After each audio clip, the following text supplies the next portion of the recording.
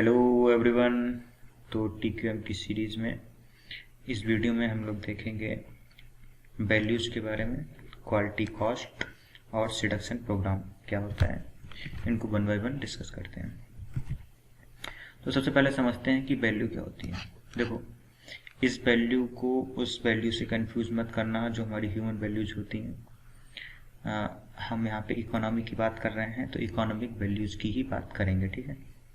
तो वैल्यू क्या होती है, आप कैसे कह सकते हो कि ये हमारा जूता इसकी वैल्यू इतनी है और ये मेरी चेयर है ये इसकी वैल्यू इतनी है। तो हमें कोई भी चीज़, मतलब कोई भी इसेंशियल क्वालिटी किसी भी डिजायर्ड टाइम और प्लेस पे अपनी रिक्वायर्ड फंक्शन और सर्विस जो हमें चाहिए उसकी जो भी लोएस्ट कॉस्ट हम दे सकते हैं। मतलब समझ रहे हैं, आपको अपनी इसेंशियल क्वालिटी, मतलब उस प्रोडक्ट में कोई इसेंशियल क्वालिटी होनी चाहिए और स्पेसिफिक टाइम और प्लेस पे उस प्रोडक्ट की फंक्शन के लिए या फिर उसकी सर्विस के लिए आप जो मिनिमम कॉस्ट दे सकते हो वो उसकी वैल्यूज होती है, ठीक है। क्योंकि उतनी वैल्यू तो उस प्रोडक्ट की है ही है। ये आपके मग नाम के एक साइंटिस्ट थे, उन्होंने 1971 में ये परिभाषा दी थी। या फिर इसे आप ऐसे भी डिफाइन कर सकते हो कि वैल्यू क्या होती है, प्रोडक्ट यूटिलिटी और प्रोडक्ट कॉस्ट, इन दोनों का रेशियो जो होता है वो वैल्यू होती है, ठीक है। एक एग्जाम्पल के थ्रू समझते हैं। आपने एक प्रिंटिंग मशीन है आपकी, ठीक है। वो आपकी प्रोडक्ट यूटिलिटी कितनी है, मतलब वो एक साल में कितने रुपए का काम करती है, वो 20 रुपए का काम करती है। और उस प्रोडक्ट की कीमत कितनी है, उस प्रिंटिंग मशीन की कीमत कितनी है, उसकी कीमत है 10 रुपया। तो आप प्रोडक्ट यूटिलिटी और प्रोडक्ट कॉस्ट का जब रेशियो निकालते हो तब इसके लिए कितना आया, ये आ गया 2। तो आप ये समझ लीजिए, अगर ये रेशियो 1 से ज़्यादा है, अगर वैल्यू का रेशियो 1 से ज़्यादा है तो आपका कस्टमर सेटिस्फाई रहेगा। अगर आपकी वैल्यू का रेशियो जो है प्रोडक्ट यूटिलिटी और प्रोडक्ट कॉस्ट का वो 1 से कम आ जाता है तो आपका जो कस्टमर है वो अनसेटिस्फाई रहेगा। तो इसीलिए हम चाहते हैं कि प्रोडक्ट की यूटिलिटी की वैल्यू ज़्यादा हो और प्रोडक्ट की कॉस्ट जो है वो कम रहे यूटिलिटी के कंपेरिजन में। अब बात कर लेते हैं इकोनॉमिक वैल्यूज़ को, जो टाइप्स होते हैं उनके बारे में, ठीक है। तो पहला जो टाइप होता है इसका होता है यूज वैल्यू। यूज वैल्यू होता है मतलब आपको कोई वर्क या सर्विस के लिए वो जो प्रोडक्ट है वो आपके कितना यूज आता है, तो उसके लिए तुम कुछ वैल्यू दे सकते हो, तो वो होती है यूज वैल्यू। जैसे कि आप यहाँ से अपने हॉस्टल से या फिर अपने घर से कॉलेज जा रहे हो, तो उसके लिए आप नॉर्मली जाते हो तो एक किराया देते हो ऑटो वाले को 5 रुपये का, ठीक है। तो इसकी जगह तो आपने साइकिल खरीद ली, तो साइकिल आप कितनी महंगी खरीदोगे, आप उसके हिसाब लगाओगे कि हम इतना किराया देते हैं तो हमारा इतना पैसा बचा लेगी, तो उसके हिसाब से ये हमारी यूज़फुल है। या फिर आप ऑटो वाले को जो किराया देते हो वो किस लिए देते हो, यूज़ के लिए।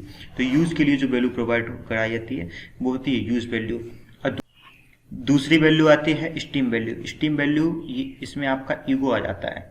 जैसे कि आपको एक कुछ फंक्शन चाहिए, आपको किस बातें करनी है, इंटरनेट सर्फिंग करनी है और कुछ वीडियोस वगैरह देखनी है एजुकेशनल, इसके अलावा आपका कोई खास काम है नहीं, आपका काम जो है एक 8-10 हज़ार के मोबाइल से ईजिली चल जाएगा।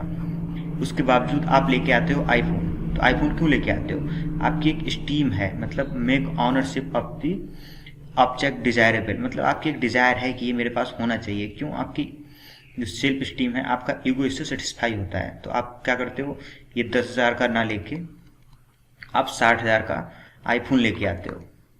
तो ये तो हो गई स्टीम वैल्यू। अब बात आती है कॉस्ट वैल्यू। कॉस्ट वैल्यू में वो प्रोडक्ट आता है जैसे labour, material, overhead required to produce something. जैसे आप एक प्रिंटिंग मशीन लेके आए हो, ठीक है।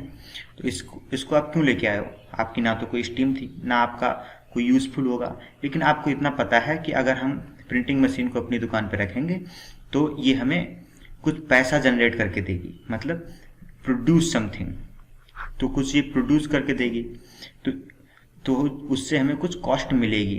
तो ये होती है कॉस्ट वैल्यू। अब बात आती है एक last exchange value. Exchange value क्या होती है?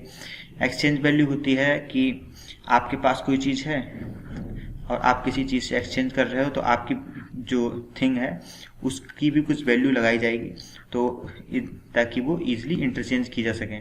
जैसे आपके पास 1 किलो पीतल है, एक के पास 1 किलो चांदी है, तो आप एक ही रेट पे तो उसे एक्सचेंज नहीं कर सकते ना, तो अलग अलग मतलब प्रोडक्ट की अलग अलग एक्सचेंज वैल्यू होती है, तो वो एक्सचेंज वैल्यू में आती है। जब ये हमारे पुराने ज़माने में बार्टर सिस्टम चलता था तो एक्सचेंज वैल्यू ही कारगर थी। अब बात करते हैं कॉस्ट ऑफ द क्वालिटी की। देखो पहले तो एक डिफिनेशन से समझ लो, उसके बाद मैं समझाता हूँ ये होती क्या है।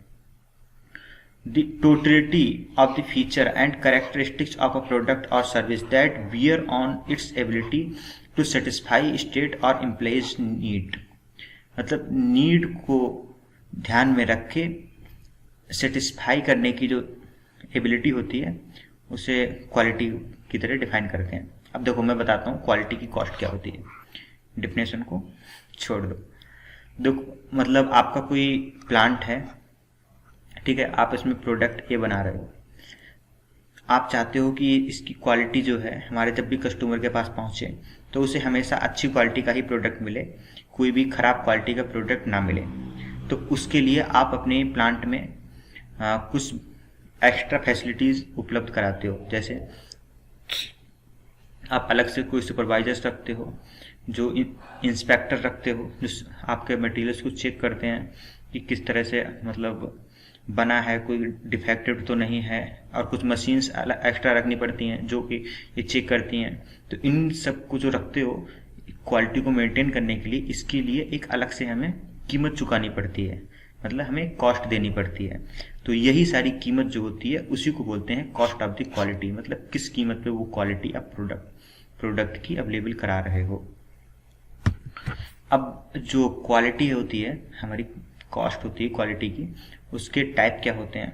तो ये बेसिकली 4 टाइप की होती है, ठीक है।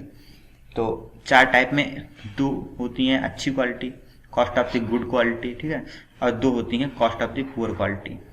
अगर हमारी क्वालिटी अच्छी है उसके बावजूद हमें कुछ कॉस्ट देनी पड़ती है, अगर हमारी क्वालिटी बुरी है तो उसके बावजूद हमें कुछ कॉस्ट देनी पड़ती है। तो पहली बात होती है प्रिवेंशन, ये गुड क्वालिटी का एक टाइप है। प्रिवेंशन और अप्रीजल। अप्रीजल में क्या होता है? अप्रीजल में होता है कि जो आप भी आदमियों को रखते हो उसके लिए, तो वो जितना भी खाका तैयार करते हैं, यानी डॉक्यूमेंट्स की कहाँ पे कौन सा प्रोडक्ट आ रहा है, कहाँ पे क्या हो रहा है, ये सारी इंस्पेक्शन जो करते हैं ना, ये इसके स्टेप्स हैं, चाहे तो ये भी लिख देना। तो ये सब आ जाते हैं हमारी अप्रीजल कॉस्ट में। इसमें जो पैसा लगता है वो सब अप्रीजल कॉस्ट में आता है। प्रिवेंशन में क्या आता है? प्रिवेंशन में मतलब आपने सुपरवाइजर बैठा रखा है, वो जो चेक करने आता है, ये सारे लोग भी पैसा लेंगे, तो ये सब किस में आते हैं? ये सब आते हैं प्रिवेंशन कॉस्ट में। अब ये तो हमारी हो गई अच्छी क्वालिटी, अगर मैं मतलब प्रोड्यूस कर रहे हैं उसके बावजूद हमें कॉस्ट देनी पड़ रही है।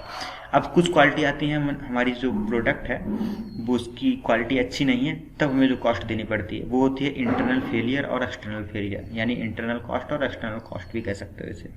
इंटरनल फेलियर क्या होता है? आपका सुपरवाइजर या फिर इंस्पेक्टर एक आपका पीस उठाया, आप मतलब कोई मशीन उठाई, उसे चेक किया, और उसी टाइम पे वो गई टूट, तो अब जो प्रोडक्ट है तो ये प्रोडक्ट बेकार हो गया, तो जो प्रोडक्ट में आपकी कॉस्ट लगी है वो क्या मतलब किस पे जाएगी? वो भी आपको ही देनी पड़ेगी।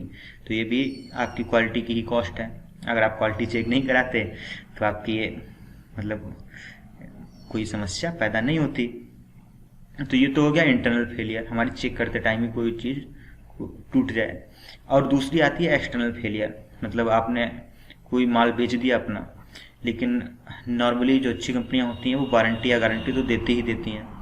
तो उसके बाद में वहाँ गया कस्टमर के पास, वो फेल हो गया है, टूट गया, तो वो लेके आ रहा है आपके कस्टमर केयर पे, और वहाँ पे आपको संभाल के देनी पड़ रही है। तो उसमें हम अगर इंटरनल फेलियर होता तो और कम कास्ट जाती। बाहर से फेल होके वापस आ रहा है कस्टमर को, आपकी जो रिलायबिलिटी है, एक तो रेपुटेशन भी कम होती है, ऊपर से आपका पैसा भी लगता है, तो यहाँ पे भी हमें कॉस्ट देनी पड़ती है। तो यही 4 टाइप की हमारी क्या होती है, क्वालिटी की कॉस्ट होती है। अब बात करते हैं optimisation of the quality cost, मतलब हम ऑप्टिमम क्वालिटी कॉस्ट कैसे दे सकते हैं। ऑप्टिमम क्वालिटी कॉस्ट मतलब समझते हो, एक इस तरह से ग्राफ लो, मतलब मैक्सिमम क्वालिटी मतलब सबसे अच्छी क्वालिटी, सबसे बुरी क्वालिटी, इनके बीच में अगर ग्राफ खींचो तो एक सबसे अच्छी क्वालिटी का ये है, सबसे बुरी क्वालिटी का ये है, तो एक पॉइंट आएगा जहाँ पे वो दोनों मीट होंगे, तो वहाँ पे हमें पैसे भी हमारे सबसे कम लगेंगे और हमें क्वालिटी भी एटलीस्ट हमारे काम की मिल रही होगी। तो उसी कॉस्ट को बोल रहे होते हैं हम क्या, ऑप्टिमम क्वालिटी कॉस्ट। इसका आप चाहो तो वो बना के दिखा सकते हो इस टाइप से, देखो गुड क्वालिटी इधर लिख दो और यहाँ पे बैड क्वालिटी लिख दो, तो ये गुड क्वालिटी का ग्राफ खींच दो, ये बैड क्वालिटी का ग्राफ खींच दो, इसके बीच में एक लाइन ऐसे करके बना के एक एक यहाँ पे एक पॉइंट मिलेगा, इसी को बोल दो ऑप्टिमम क्वालिटी कॉस्ट पॉइंट। ठीक है, इसको चाहो तो ये भी एक तरीका है दिखाने का एग्जाम में, एक अच्छा इम्पैक्ट पड़ता है एग्जामिनर। तो अब बात करते हैं कि जो हमारी क्वालिटी है उसका ऑप्टिमाइजेशन या फिर रिडक्शन हम कैसे कम कर सकते हैं अपनी क्वालिटी कॉस्ट को। तो पहली बात तो ये है कि जो हमारे इंजीनियर हैं और जो हमारे सिस्टम्स हैं उनकी वर्किंग क्वालिटी, उसकी क्वालिटी को इंक्रीज कर दो, उनसे कहो कि ज़्यादा काम करो, या फिर उनके जो रिजेक्शन है उनके रेशियो थोड़े घटा दो। उस टाइप से हम अपनी प्रिवेंशन कॉस्ट को बढ़ा के या फिर प्रिवेंशन का मतलब बाकी चीज़ों को कम करके अपना क्वालिटी कॉस्ट को थोड़ा कम कर सकते हैं। या फिर जो हमारे डिफेक्टिव मटेरियल्स हैं उनको कम कर दें। और कैसे कर दें कम, क्योंकि हमारा ऐसे एक है, हमारी मशीन है, हम डेली चेक करवाते हैं अपने सारे प्रोडक्ट को, हम डेली रूटीन को हटा के हम कह दें कि तीसरे दिन चेक करो, तो हमारा जो इंस्पेक्टर आ रहा है जो डेली की तनख्वाह ले रहा है उसे हमें केवल तीसरे दिन पे पैसे देने पड़ेंगे। तो ये भी एक तरीका है हमारी क्वालिटी कॉस्ट को कम कर देने का। अब बात आती है रिडक्शन प्रोग्राम की। देखो रिडक्शन प्रोग्राम क्या होता है, इंडस्ट्रीज में हम अपने जो वर्कर्स होते हैं उनको बहुत सारे पैसे देते हैं, और कुछ जैसे एक हमने ये प्रोजेक्ट है, ही नाम का प्रोजेक्ट है, उसको हमने कह दिया कि ये चार लोग हो तुम, इसमें से जो सबसे अच्छा से सबसे पहले ये काम करेगा उसको हम एक्स्ट्रा कुछ बोनस देंगे, या फिर हम कुछ सेरेमनी कराते हैं उसके लिए कुछ इनाम वगैरह रखते हैं। तो ताकि देखो रिडक्शन का बेसिकली मतलब होता है लालच, मतलब प्रलोभन देना, मतलब किसी को आदमी को आपने कह दिया कि ये आपको तो हम दे देंगे, और तो वो लालच में आके जल्दी जल्दी आपका काम कर दे। तो इस टाइप से हम बहुत सारे वो रख सकते हैं, जैसे कि हमने एक अवार्ड रख दिया कि जो डेली सबसे ज़्यादा अटेंडेंस होंगी, स्कूलों में होता भी है, उसको हम सबसे ज़्यादा एक अवार्ड देंगे और सबसे ज़्यादा अटेंडेंस का अलग से। तो ये क्या है, एक तरह के रिडक्शन प्रोग्राम है। इस तरह से कई प्रोग्राम हम इंडस्ट्रीज़ में चलाते हैं ताकि लोग मोटिवेटेड रहें उस रिवार्ड को पाने के लिए और वर्क को अच्छे से ऑपरेट करें। तो यही आता है रिडक्शन प्रोग्राम में। बस इतना ही था इस वीडियो में। थैंक्स मेरे साथ बने रहने के लिए, और कोई क्यूरी है तो आप कमेंट बॉक्स में मेंशन कर सकते हैं, और इसकी जो PDF है वो डिस्क्रिप्शन बॉक्स में होगी, आप डाउनलोड कर लीजिए। धन्यवाद।